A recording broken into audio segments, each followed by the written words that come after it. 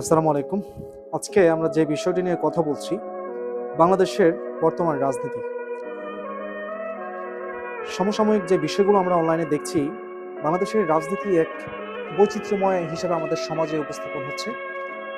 কিছু, কিছু শ্রেণী, কিছু, কিছু রাজনৈতিক দল আমাদেরকে এমনভাবে তারা কলঙ্কিত করছেন, পুরো দেশের জন্য সমস্যা।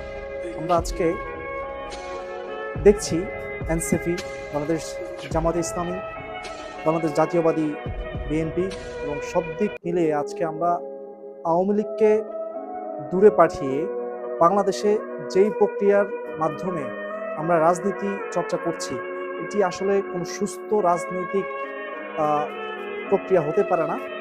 বাংলাদেশের মানুষ এটি করতে পারে না। একজন সুস্থ, স্বাভাবিক, সুশিক্ষিত মানুষ এই রাজনীতিতে চর্চা করতে পারে না, এটা আমার মতে। কারণ হচ্ছে, আপনি রাজনীতি করছেন প্রতিহিংসা করে, আপনি রাজনীতি করছেন ক্ষমতা দেখিয়ে, ক্ষমতার জোর দেখিয়ে, আপনি রাজনীতি করছেন জনকল্যাণের বিনা স্বার্থে।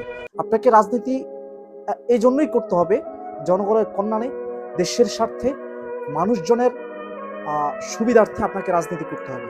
আপনি যখন আপনার নিজের স্বার্থ দেখবেন, আপনি যখন দেশের রাজনীতির মাটিতে আপনার নিজের স্বার্থকে প্রমোট করবেন, তাহলে সেটা আসলে রাজনীতি না। আমরা এমনটাই বাংলাদেশে দেখছি।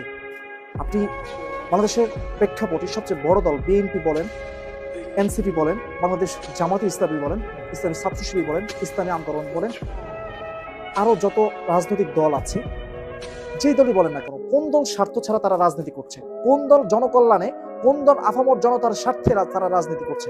দেশপ্রেমিককে, আপনি একজন দেশপ্রেমিক রাজনৈতিক দলের নেতাকে আপনি খুঁজে বের করেন। আমি আপনার কাছে প্রশ্ন দিলাম।